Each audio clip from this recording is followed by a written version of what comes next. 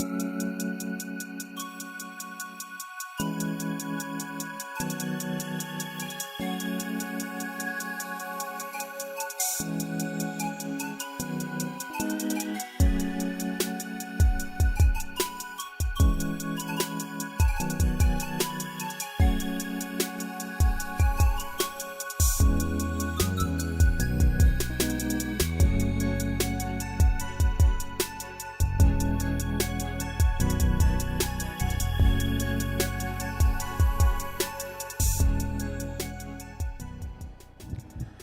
wealth of a nation is its people.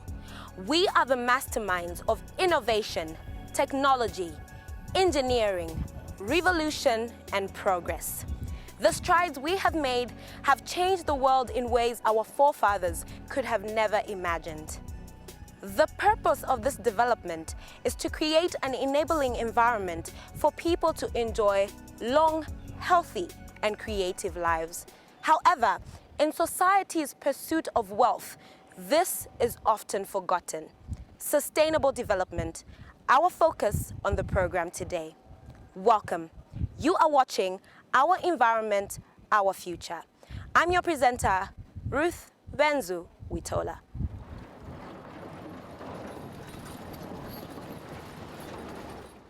The amazing construction of Kafue Gorge Lower Hydropower Station, with the capacity to produce 750 megawatts of power, will address the growing demand for electricity in the country and region.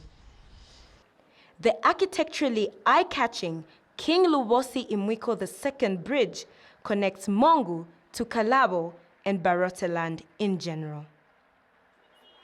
The advent of new forms of communication has kept people connected. The emergence of shopping malls has provided a variety of products for shoppers. In addition, we have also experienced the evolution of healthcare facilities. Is all this sustainable development? Chativuta kuno manzi alipeko enda. Mukati muyangane uku nikozula na ukukonse nikozula. Bana ba skulu monga bana bangono batu aba bambiri tinakukisa chifukwa cha manzi maskulu banaleka kuyendako pa maskulu pa bapunzira uti maskulu tungono monse muli manzi kulibeko bazaenda maisa tizachita bwanji. Actually, there are so many problems which has been brought about by the so-called block making industries.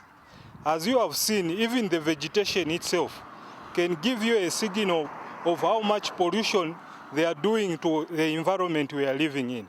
If I were to give you a chance to enter my house, you see how much dust is being, which is coming from the same block making machine entering into our houses. Not only that, some time back we used to grow a lot of vegetables and other things, but now you can't plant anything due to this dust pollution. Ile vuto amenaona hapo munga yoleta ya ma industries makomboni ileta vuto munga dust, so ize bana kudwala vimfine vifuwa nangu isamene timadabu pena ngukamba ati why vifine na vifuwa sivisira, so tikalingalia maningi tuona vuto chokera ku dust amnechoka ku ma block elo, so chinango bama block bayamba sometimes inshito na 03 something vij. So timba mbela maningi chongo vije. So sometimes iza akawala kutingenela kati stima ikakonzela maybe tikambira chongo tigaza ati ni kuma block koko. I stay in Molite, just near the fence area, and most of the time I would say at night, and now it's common, we have elephants that come through. The earliest they come is around 18. So those that are closest to the fence, they have to get inside. Sometimes they do come out, they enter people's yards, especially when it's mango season. So you'd find that we, the community members or dwellers, we go out, we start making sounds so that we chase the elephants to go away. It has a bad impact on us human beings because sometimes when it's dark, you can't see an elephant. Development, important as it is, is meaningful when it is sustainable. But what is sustainable development? Sustainable development basically means that the ability of a society to balance between its environmental needs, social needs, as well as economic needs. So from the environment side, it basically we entail that we use our natural resources in a manner that society now, or we can say Zambia now, is able to make use of its resources and then leave some for the future. But it also means that the current generation has a fair share of the natural resources. And the best example I can give to demonstrate equity or equilibrium along the three facets of sustainability, which is environment, social, and economic, it means that people need to have a fair share of all the three, or there should be an equilibrium. So if people are very poor, it will mean they will turn to the natural resources. You hear about charcoal burning. So if people cannot have income from other sources, they tend to chopping down trees, which will create an imbalance basically in the ability of this generation to leave these three capitals for the next generation. Now, putting it simply, it means that all the citizens need to be aware that we do not have the resources indefinitely, or we do not have them in abundance, so to say. We have them in a limited amount. So if you have a cake, and the cake is maybe 1 kg, and you have to use that cake today, tomorrow, and forever, it means that you can't eat 900 grams and leave 100 grams. No, it will mean that you determine how much of it you eat and then leave some for the next generation. So put simply, the resources we have, we do not need to finish them up today, but we think about our children. In fact, in Bemba, there is an interesting saying that imiti kula empanga. So meaning that if we don't take care of what we have now, or the current resources, then we will not have anything for the future. Sustainable development strives to promote progress that does not harm the environment. You are part of this progress. Indifference can cost future generations. The potential impacts of developmental activities on the environment are diverse. One, it depends on the nature of the developmental project at hand, and these range from impacts on air quality, impact on water quality, impact on the soil itself, and various other components of the environment. Surely, development and environmental protection should go hand in hand. This is what we call sustainable development. Our government recognizes the need for sustainable development. Zema's role in the drive towards achieving sustainable development, it's at the core of our mandate. As a regulator in the environmental sector, we are responsible to promote sustainable development. And when we talk about sustainable development, we're talking about development that needs the aspiration of the present generation, whilst not compromising the needs of the future generations. So as Zema, it's our mandate ensuring that developmental activities that take place in the country are done in a sustainable manner.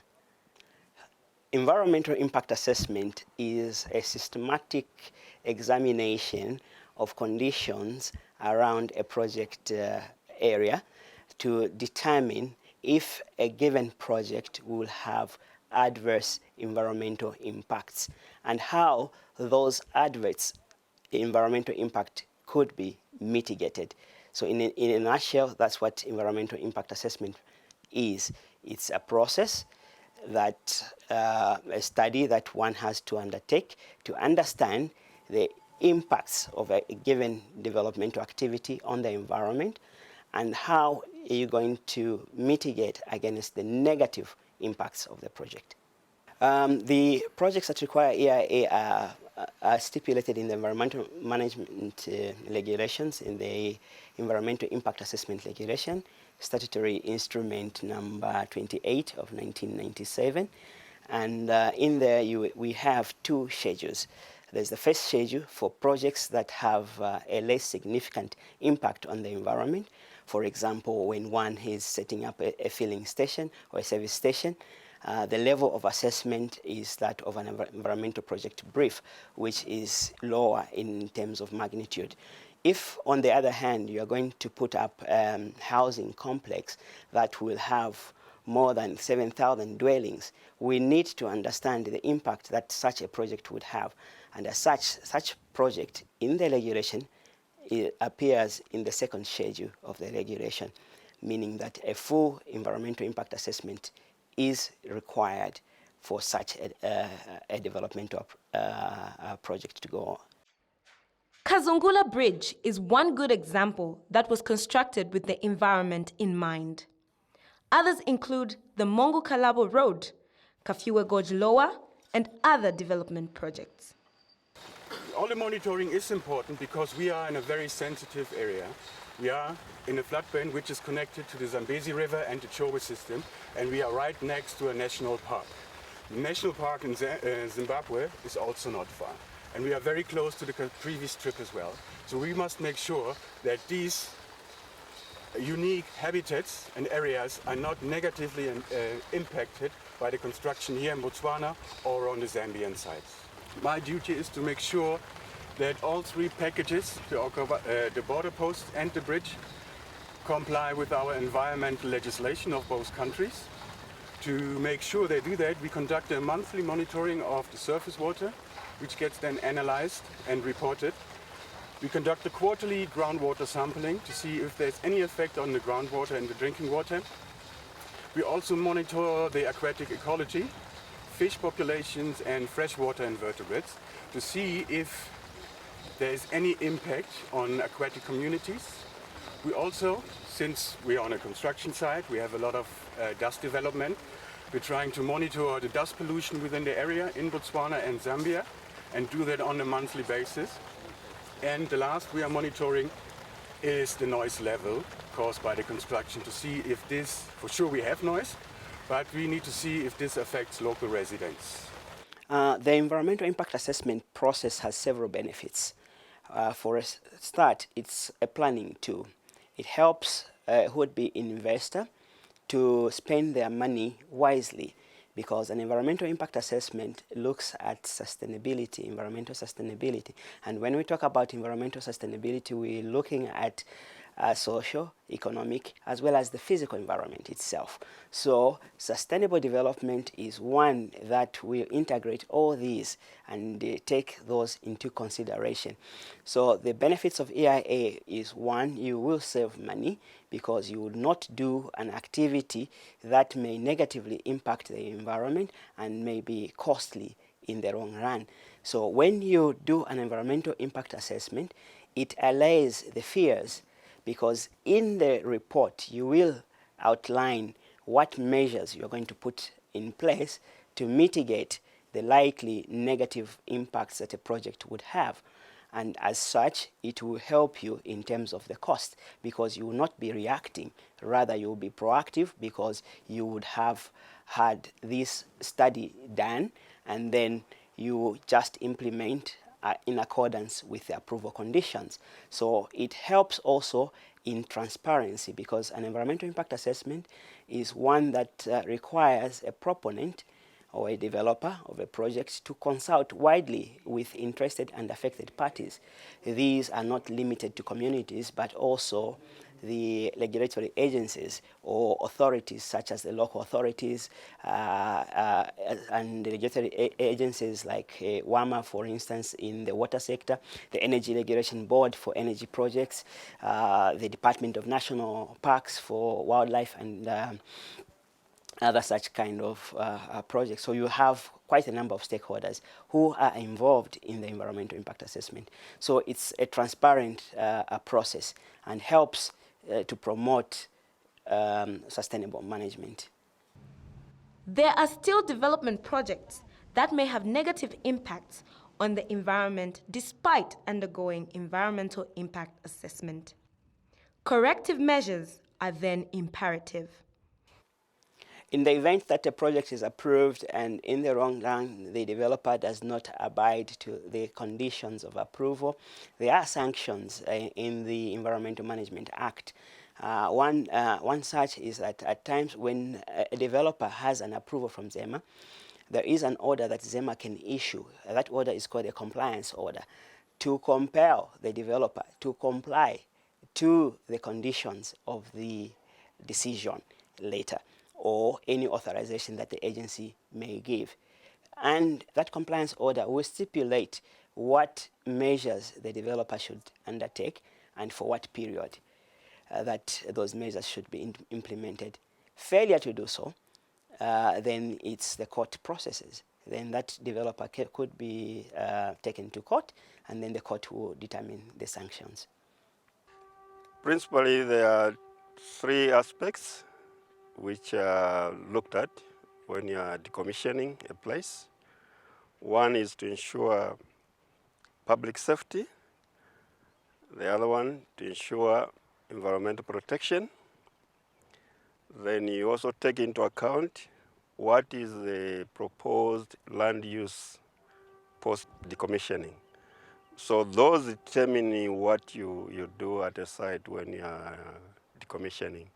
Where we are standing now, we had an open pit here. Open pits are basically, if your ore is close to surface, you can't sink a shaft, so you do an open pit. You start off by taking out material which is above the mineral, in this case, copper ore, and then you take out the ore. For us here, because of the location of the place, our plan was to take out the ore without blasting. As you know, mining entails blasting. So for this open pit, we worked it out without the blasting. We are doing what we call scraping and just drilling, and then the ore was friable, so it was breaking on its own, and then we could load it out and take it to the processing plant. And that was the specific. It was an agreement, and the Zema ensured that that was followed through the life of the operation here. When we finished, then we looked at the options of, do we just fence it off and leave it as an open site? Then we decided that we needed to backfill it. So that's where we are standing now. It was a pit measuring 600 meters in length, 150 meters across, and 50 meters deep. So then we backfilled this site, and that's where you can see it now. It looks as if it has turned to its back to natural state.